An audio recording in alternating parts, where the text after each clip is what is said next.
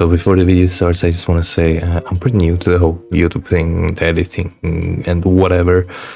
So everything might just seem very unprofessional or low quality, which it is, let's be honest. So yeah, please bear with me. Leave some tips, improvements or anything in the comments if anybody even fucking watches this video. And if not, that's fine too. I'll probably find a way myself, but it would be great to have some inputs from anybody else. So yeah, that's about it. Please enjoy the video. Hello everybody, my name is Sunbear. Today we're gonna be talking about a new killer released in Dead by Daylight called the Ghoul, or better known as Kaneki from Tokyo Ghoul.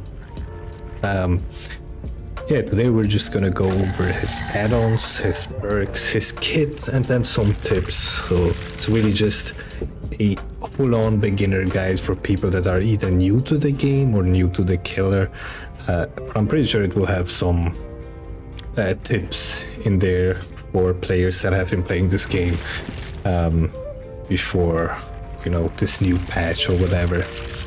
So yeah, let's start with his perks. Just go to the store real quick and his perks. He has 3 perks like every other killer, and I'm pretty sure 2 of them just don't work for this character, which is kind of funny, but it is what it is. First is Hex, Nothing But Misery. So just to clarify, a Hex is a perk or a category of perk that summons a totem, and for survivors that totem will be glowing, like shining a little bit orange. Kaneki will be screaming a lot in the background, so sorry for that. But this perk doesn't really work or activate in the beginning of the game. So what it says is you need to hit a survivor 8 times with your basic attack. So that means not with your ability, which you will be using a lot, and then a dull totem, which is just a totem that has no effects on it. It's just this thing, like a totem that spawns randomly on the map every time, every game, and that will turn into a hex totem. You know, it will start glowing, and you'll know the location of it. After that, when you damage a survivor with a single attack, a normal attack, an M1 attack without your ability, they'll get slowed for 5% for 15 seconds. That is not bad, but hitting a survivor 8 times, that's a lot. So it might really just start working when you're pretty much all like through the game. When several gens have been popped, you have hooked several people already. So yeah.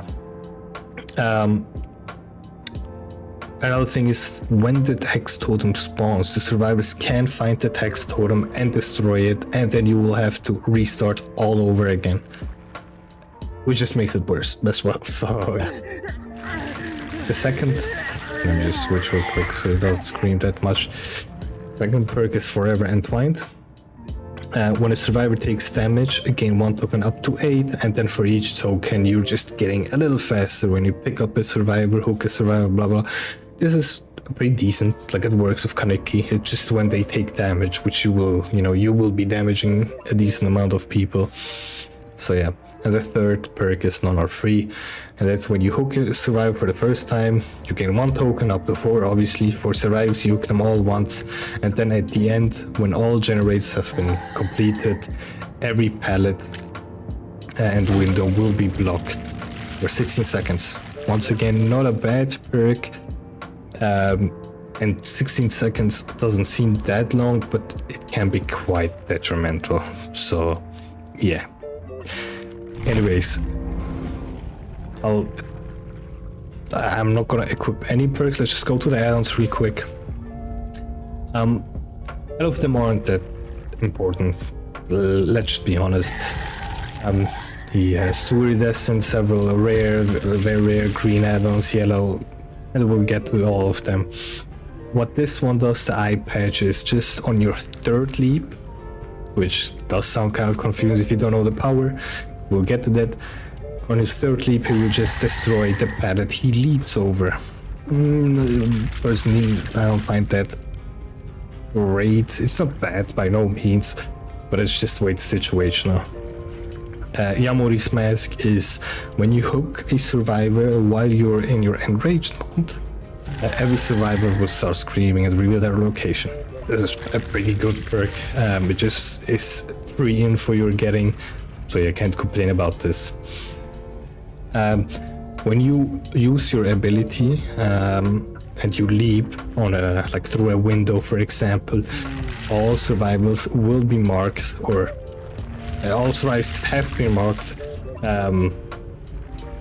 will be shown to you. Their auras will be revealed to you if they're obviously close to you. Hinami's umbrella just decreases the recovery time of completing a carbonate leap, so just using your ability and it just recovers faster. If you vault while enraged, it blocks that window, so it's like a free bamboozle. It's a perk that blocks windows, and not really like you can't complain about this either. Another thing here, when enraged mode ends, the ghoul gains haste for 6 seconds, and that haste will be 5%. Not bad, not really that great, I'm gonna be honest, because you will be dashing around a lot, and if you lose your power, that just like most of the time it means you haven't really been, or you're not really chasing a survivor in that moment. It won't do that much, but it's good to like walk around in that moment. It's gonna hasten your search for survivors. I'm on snack tie. While you're using your ability and while you're flying, I guess, or dashing, you will just see all the like pellets and auras. And yeah, it's not bad, it's not good, like it's just mid. Aogiri tree rope, and if a generator is complete while the ghoul is in enraged mode, gain the attack upside effect for 20 seconds. I would consider this like a great meme perk. I mean, not even meme, it's not bad, because you're just undetectable, and especially in, I'll just say, lower MMRs, I guess, or when you're against newer players, it can catch them off guard, because they don't hear you, they don't hear your terror radius, they don't know you're close, so you can really do some sneaky things. Mother's Cloth.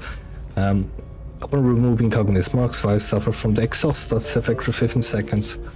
Not special. What exhausted is just they can't use abilities like sprint burst that makes them faster, for example. Just it's kind of hard to explain what this effect does without showing you the perks that can cause exhaustion or need you to not be exhausted.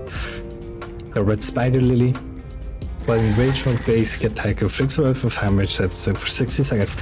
That's not bad. Yeah, it's not bad. It's like, it's once again a thing that's just there. It's like, it's good to have. It's better to have this than nothing, but not really game changing. Releases glasses. Upon entering a rage mode, reveals the auras of any health survivors repaying charges for 8 seconds. That's not bad.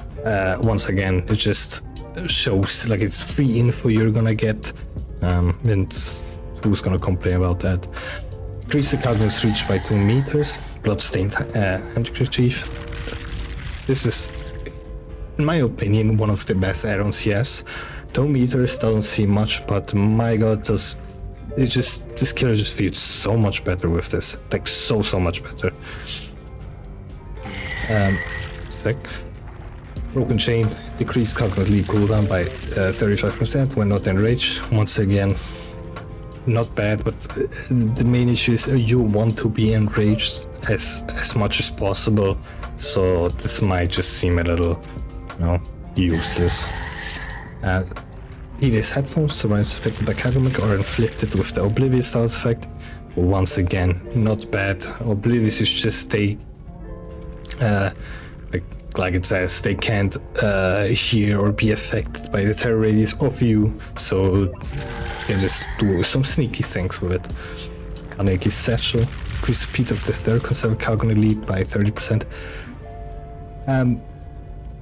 It's not bad, but the issue is, actually I'm not so sure, the third leap or the last leap, as like with every leap you do, you will slide a little bit, like you will do some sliding action, which is always nice. And the third, or the last leap rather, will just stop you in place after you reach your location. So I don't think this will let you slide, it will just make you reach that location faster, which isn't really that necessary. But I'm not so sure about this, I might change my feelings about this. Taiyaki, increase the enragement counter by 15 seconds. Not bad at all. Like, just you're longer enraged, you have your third leap for a longer time. Nobody will complain about that. Some issue from what am I reading? Antaiko Apron, decrease the slide after cognitive loop by 50%. This is a nerf. This is bad. This just, you're nerfing yourself. Like, it's better to just not get an add-on. This will just make the slide you get after a dash shorter, which you don't want at all. It will just mess up the way you play this guy. So yeah, fresh coffee. This increased cognitive sleep speed by 14%. Once again, great. This is fantastic. This just makes you so much faster, and it's a brown add-on, so you'll be getting tons of these. And I like to run fresh coffee with the Bloodstained Handkerchief. It's just fantastic. Kaneki's wallet, increase the window to perform 7 character leaps by 3 seconds. This is another thing that it might not be so bad for beginners, but for, I guess, experienced players, this would probably be more of a nerf. Actually, never mind, you can cancel your leaps. With some killers you can't cancel, you just have to wait out the duration until it's done, and that could really be, like, if you want to cancel it and then you have an additional 3 seconds, it could really mess your flow up. But with Kaneki you can cancel, so once again, this isn't bad, not necessary though, but maybe for beginners it might be bad. The Black Goat's Egg, perfect type grad attack, grant 100% blood points bonus. I have no opinion to this. It's literally just a, like, if you're confident in yourself, whatever, you can go get some extra blood points, but it's not that great. Let's just say that. I'll just equip these two real quick, and then I'll see you in the game. Oh, here we are in Turbo Landing. So Kaneki is a pretty simple killer. His movement is 115%, so he's 15% faster than the survivors. He has a normal terror radius. He really is nothing special, literally just a typical M1 killer. And has basic attack, has a normal launch. There is really nothing about it. Just a short launch. It's the same as every other killer pretty much. Let's just talk about this ability right away. It's the most important part, and it's pretty good. What you have in the beginning of the game are 2 leaps or 2 dashes. You can press right click or the left bumper, I guess L2 on controller. You can aim wherever you want, even up there. It won't pull you up though, so you can't really play Spider-Man here. And then you can pull yourself to that area, which was just a fantastic showcase that I just got stuck on a tree like that. Let me just... the bots are just gonna end the game as fast as possible, but you can, like, dash, and you see me, like, slide like that. You can do another attack after that, which is pretty forgiving, so it's very hard to miss that. And after you hit them, you'll be stuck in a short animation, and you'll start drinking their blood, which makes you enraged. What enraged does, it gives you 3 leaps. You can do this 3 times instead of twice. And you, on the left, you see that Nicolas Cage right now has like a timer or like a weird circle around his like little profile there. And after survivors get hit by your ability, they will be in deep wound. What deep wound is, it just gives you a yellow bar below your name. and if you're not mending that, or if you don't heal yourself, I guess, from that status effect, you will just collapse sooner or later, let's just say that. And if they do that, the timer starts ticking down, and when it reaches 0, you will be kicked out of enraged mode, and you'll just be once again, you'll be using your 2 dashes or 2 leaps instead of 3. Kaneki can't down survivors after that, so if you try to attack them again, well, I haven't attacked you, but if you attack them again after you injured them, you won't be doing anything at all. Like, you can down them with your ability. Hopefully show it. Like, you see how the mouth is closed on the icon. I didn't hurt them. So you'll just have to follow them like that, or use your dashes for mobility instead of as a damaging tool. Well, that was great. But another thing is, with your first dash or your first leap, you can't hurt them at all. It doesn't matter if they're already hurt or not. Like, you see that the mouth is closed, you won't be able to hurt them. So you have to dash first. It's another thing which is a great thing to say right now is you can't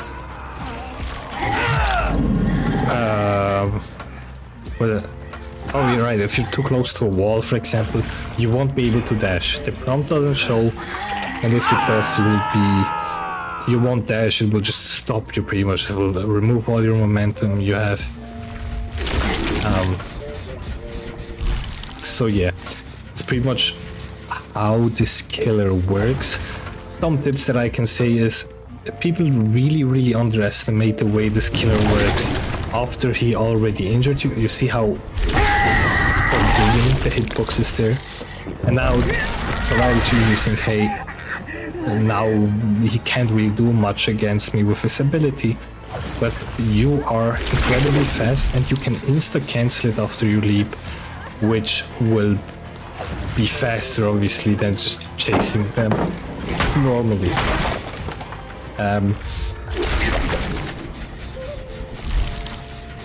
So it's sometimes not bad. It might be a little hard for a beginner or anybody that's new to the game to use your ability that can't damage anybody, but give it a shot. It's never bad to use it. You'll even get points for it, blood points, which, you know, is never bad. And it's incredibly fast the way Kaneki, or the ghoul, gets thrown out of this out of his ability, I guess, which is a good thing. Thrown out might not be the best word, but if, for example, you bolt a window, I can already start chasing. And if a killer, if a survivor is here, for example, you use your ability to latch onto them, you will dash over, they will be stunned for a second because they're like stuck in an animation, and then you're pretty much already good to go. Obviously now they have a pallet right here, you won't be able to catch them, but on bigger loops, or for example if you dash over this, you might theoretically be able to chase them around here and hit them, or they reach anything. So yeah, this killer really isn't bad at all. I would even consider him pretty good, especially for beginners. He's incredibly forgiving, especially with his first hit, with his lock on. So yeah, that's pretty much about it. I don't think there's anything more. Obviously he has like a slide, which is always good to use to like get around corners. The third leap, or the last leap, so even if you're not enraged, so your second leap won't slide. It will just remove your momentum the second you reach your destination. So you won't do a little slide or keep that momentum to fly a little. So yeah, that's about it with Kaneki. Before I fully end it, a good build to go, or you can use Bamboozle, for example, this will work with your ability. So if you dash over any windows with your ability, you will block it for 16 seconds. It's great, so you can use this pretty nicely. Any perks that give you vision, for example, Bitter Murmur or Lethal Pursuer as well, these give you information, these show you where the survivors will be, and with your insane mobility you'll be able to just dash over and just continue with your rampage. So that's another thing to use. Once again, these are the 2 add-ons I recommend the most. This is what I run usually, and it's just this will just make him feel so much better. Trust me, play him without these add-ons and then playing with these add-ons, you will feel a massive difference. So yeah, this was pretty much Kaneki from Tokyo Ghoul, the new killer. So yeah, thank you for watching. If you liked the video, please leave a like, or subscribe, or a comment. It doesn't really matter. I'll just be happy if you watch the video. Yeah, and see you another time.